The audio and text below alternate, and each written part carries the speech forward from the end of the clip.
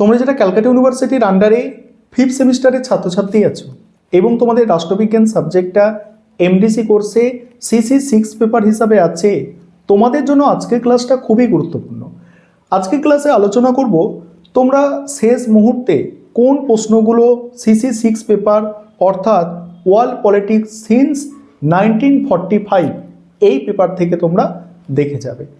তোমরা এই যে সিসি 6 পেপারে পরীক্ষা দিতে চলেছ, এই পেপারের ওপরে অলরেডি অনার্সের ছাত্রছাত্রীরা ডিএসসিসি 10 পেপারে পরীক্ষা দিয়েছে এবং সেই প্রশ্নপত্র আমি তোমাদের সঙ্গে আগেই শেয়ার করে নিয়েছি।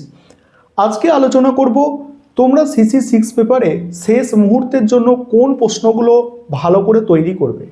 প্রথমে তোমাদের মডিউল 1 থেকে 15 নম্বরের প্রশ্ন বলছি, ভালো করে শুনবে। প্রথম প্রশ্ন, বিশ্বায়ন বলতে কি বোঝো?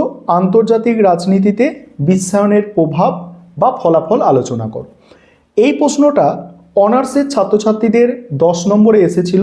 তোমরা এটা 15 নম্বরের জন্য তৈরি করবে। এই প্রশ্নটা কখনোই বাদ দেবে না, এটা তোমাদের সিলেবাসের মধ্যে একটা খুব ভালো প্রশ্ন মডিউল 1 থেকে। দ্বিতীয় প্রশ্ন হচ্ছে নির্জোট আন্দোলনের সূত্রপাত। নির্জোট আন্দোলন মানে জোট নিরপেক্ষ আন্দোলনের সূত্রপাত কিভাবে হয়েছিল? বর্তমান বিশ্বে বা উন্নয়নশীল দেশসমূহের ক্ষেত্রে এই আন্দোলনের ভূমিকা ও প্রাসঙ্গিকতা আলোচনা করো। এই যে প্রশ্নটা, এটা কম গুরুত্বপূর্ণ, কারণ এই প্রশ্নটা তোমাদের সাজেশনে আমি আগে দিয়েছিলাম, তবে এই প্রশ্নটা অনার্সে 20 নম্বরে অলরেডি চলে এসেছে।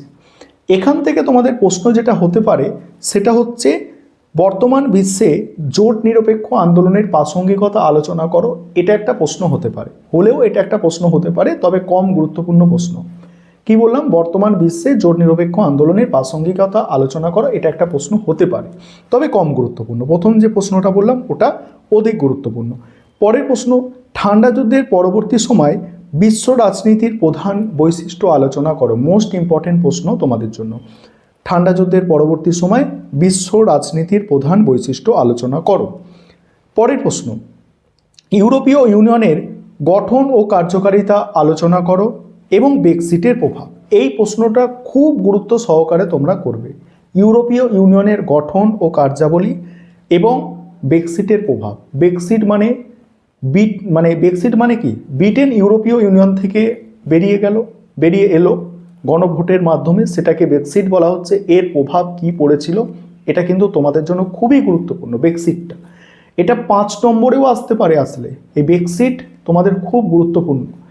পরের প্রশ্ন হচ্ছে বিশ্বায়নের পটভূমিতে বিশ্ব প্রশাসনিক প্রতিষ্ঠান হিসাবে বিশ্ব ব্যাংক, আন্তর্জাতিক মুদ্রা ভাণ্ডার এবং বিশ্ব বাণিজ্য সংস্থার গুরুত্ব বা ভূমিকা আলোচনা করো। এই প্রশ্নটা অনার্সে 20 নম্বরে এসে গিয়েছে।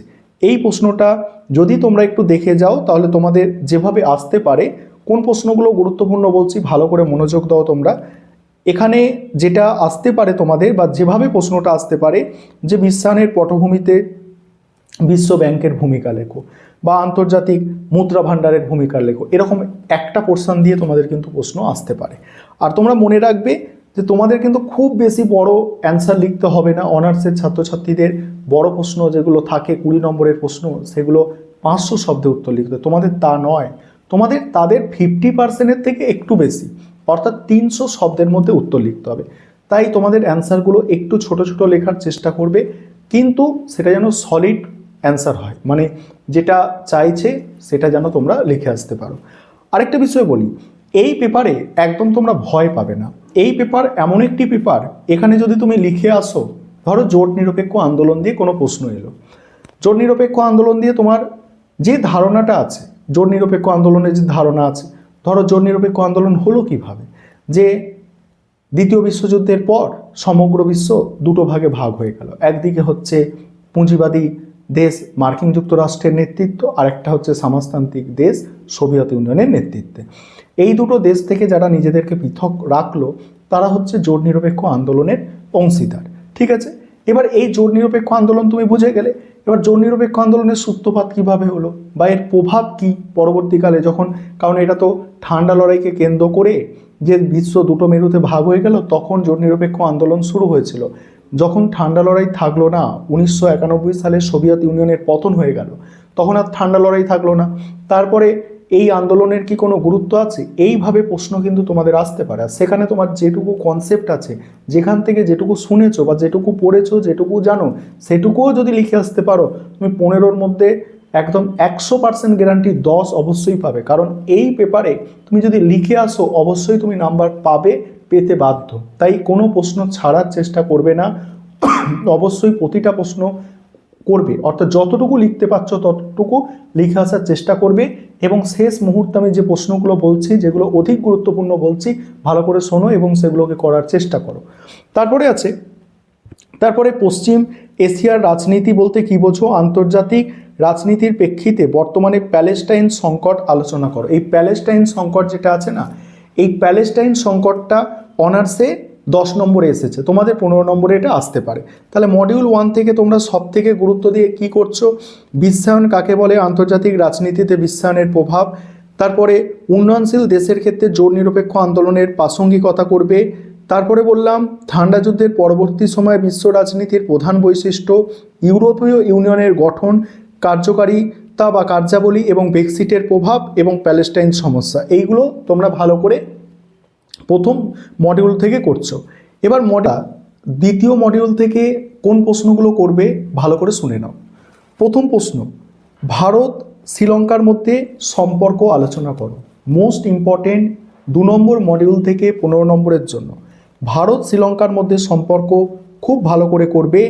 দ্বিতীয় গুরুত্বপূর্ণ প্রশ্ন, সম্মিলিত জাতিপুঞ্জে মহাসচিবের ক্ষমতা ও কার্যাবলী আলোচনা করো। সম্মিলিত জাতিপুঞ্জের মহাসচিবের ক্ষমতা কার্যাবলী। 3 নম্বর প্রশ্ন, ভারত পাকিস্তানের সম্পর্ক, ভারত এবং পাকিস্তানের মধ্যে সম্পর্ক আলোচনা করো এবং ওই সম্পর্কের ক্ষেত্রে কাশ্মীর সমস্যাটা একটু অবশ্যই দেখবে, কারণ কাশ্মীর সমস্যা ওখানে তোমাদের লিখতে হবে। পরের প্রশ্ন হচ্ছে শান্তি রক্ষা ও মানবাধিকার রক্ষায় সম্মিলিত জাতিপুঞ্জের ভূমিকা। শান্তি রক্ষা এবং মানবাধিকার রক্ষায় সম্মিলিত জাতিপুঞ্জের ভূমিকা। এই 4টি প্রশ্ন তোমাদের মোস্ট ইম্পর্টেন্ট প্রশ্ন মডিউল 2 থেকে। এছাড়া যে প্রশ্নগুলো তোমরা একটু দেখে রাখতে পারো, অনার্সে এসেছে স্থিতিশীল উন্নয়নের প্রসারের ক্ষেত্রে সম্মিলিত জাতিপুঞ্জের ভূমিকা। এই প্রশ্নটা অনার্সে 20 নম্বরে এসেছে এবং তোমাদের জন্য অত গুরুত্বপূর্ণ আর থাকছে না, তোমরা দেখলে এটা দেখতে পারো। তবে মেন 4টে ইম্পর্টেন্ট প্রশ্ন বলেছি, তার সঙ্গে আরও একটি প্রশ্ন বলছি, স্বাধীন রাষ্ট্র হিসাবে বাংলাদেশের জন্মের ক্ষেত্রে ভারতের ভূমিকা। স্বাধীন রাষ্ট্র হিসাবে বাংলাদেশের জন্মের ক্ষেত্রে ভারতের ভূমিকা। বর্তমান দক্ষিণ এশিয়ার রাজনীতিতে এই 2 দেশের সম্পর্ক, অর্থাৎ ভারত বাংলাদেশের মধ্যে সম্পর্ক। 3টে সম্পর্ক বলেছি তোমাদের, ভারত পাকিস্তানের মধ্যে সম্পর্ক, ভারত শ্রীলঙ্কার মধ্যে সম্পর্ক এবং ভারত বাংলাদেশের মধ্যে সম্পর্ক। আশা করি এই 3টি যে সম্পর্ক, অর্থাৎ 2 দেশের মধ্যে যে রিলেশন, এখান থেকে একটা প্রশ্ন তোমাদের পরীক্ষায় অবশ্যই তোমরা পেয়ে যাবে। এছাড়া তো বাকি প্রশ্নগুলো তোমাদের বললাম।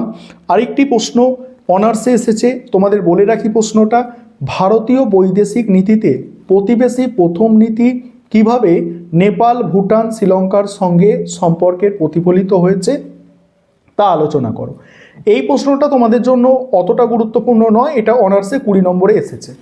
এবারে 5 নম্বরের যে প্রশ্নগুলো তোমরা তৈরি করবে ভালো করে শোনো। প্রথম প্রশ্ন, কোন ঘটনা প্রবাহের মধ্যে দিয়ে ঠান্ডা যুদ্ধের অবসান হয়? কোন ঘটনা প্রবাহের মধ্যে দিয়ে ঠান্ডা যুদ্ধের অবসান হয়? দ্বিতীয় প্রশ্ন, একবিংশ শতাব্দীর রাজনীতিতে জোট নিরপেক্ষ আন্দোলন বা প্যান আফ্রিকাজমের প্রাসঙ্গিকতা। মোস্ট ইম্পর্টেন্ট প্রশ্ন, জোট নিরপেক্ষ আন্দোলনের প্রাসঙ্গিকতা 5 নম্বরের জন্য। পরের প্রশ্ন হচ্ছে 5 নম্বরের জন্য তোমরা করবে ব্রিক্স। অনার্সে এসে গিয়েছে, তোমরা আসিয়ানটা একটু দেখে রাখতে পারো। আসিয়ান ভালো করে শুনবে, আসিয়ানের সম্পর্কে টিকা, ঠিক আছে? 5 নম্বরের জন্য তোমরা করবে। ব্রেক্সিট, আগেই বলেছি যে ইউরোপীয় রাজনীতিতে ব্রেক্সিটের প্রভাব একদম টপ মোস্ট ইম্পর্টেন্ট প্রশ্ন তোমাদের জন্য 5 নম্বরের করতেই হবে। পরের প্রশ্ন তোমাদের টিকা হিসাবে সার্ক একটু দেখে রাখতে পারো তোমরা। ডব্লিউটিও মানে বিশ্ব বাণিজ্য সংস্থা, সার্ক, এটা টিকা আকারে তোমরা দেখে রাখতে পারো মডিউল 1 থেকে। মডিউল 2 থেকে 5 নম্বরের জন্য করবে ভারত নেপালের শান্তি মৈত্রী চুক্তির প্রধান বিষয়গুলি আলোচনা করো। দ্বিতীয় প্রশ্ন হচ্ছে 5 নম্বরের, এখান থেকে করবে ভারত পাকিস্তানের সম্পর্ক 5 নম্বরে আসতে পারে। আন্তর্জাতিক শান্তি রক্ষা ও নিরাপত্তার ক্ষেত্রে নিরাপত্তা পরিষদের ভূমিকা 5 নম্বরের জন্য। ভারত বাংলাদেশের সম্পর্ক, এটাও 5 নম্বরে আসতে পারে। তবে প্রশ্নটা এইভাবে আসতে পারে, ভারত বাংলাদেশের সম্পর্ক কি সময় পরীক্ষিত বন্ধু? কথাটা মনে রাখবে, ভারত বাংলাদেশের সম্পর্ক কি সময় পরীক্ষিত বন্ধু? আলোচনা করো। আর তোমাদের আমি আগেও বলেছি, এখনও বলছি, 5 নম্বরের প্রশ্নগুলো একটু বড় করে তৈরি করবে, ঠিক আছে? তাহলে যদি তোমার ওটা 15 নম্বরে এসে যায়, একটু টেনে টুনে তোমরা লিখে আসতে পারবে। কিছু কিছু প্রশ্ন 5 নম্বরের একটু বড় করে তৈরি করে রাখতে হয়, যেমন এই ভারত বাংলাদেশের সম্পর্ক কি সময় পরীক্ষিত বন্ধু, এই প্রশ্নটা কিন্তু ভালো একটা প্রশ্ন, ঠিক আছে? এটা বড় প্রশ্ন হিসাবেও এসে যেতে পারে। আর এগুলোই তোমরা করো। তারপর টিকা হিসাবে সাধারণ সভা, নিরাপত্তা পরিষদ, মহাসচিব, এটা কম গুরুত্বপূর্ণ আর কি, এইগুলো তোমরা টিকা হিসাবে দেখে রাখতে পারো। আর শেষ পর্যন্ত যে কথাটা তোমাদের বলবো, আগেও বলেছি এখনও বলছি, এই পেপারে লিখে আসলেই ভালো নম্বর পাবে। যেটুকু নলেজ আছে লিখে আসবে, কোনো প্রশ্ন ছাড়ার চেষ্টা করবে না। যদি তুমি কিছু না লেখো, না লিখলে তো নম্বর পাবেই না, এটা নিশ্চিত। তার থেকে লিখে এলে কিছু নম্বর অবশ্যই পাবে। ধরো কোনো প্রশ্ন আনকমন এসেছে, যেটুকু নলেজ আছে সেটুকু তোমরা অবশ্যই লিখে আসার চেষ্টা করবে।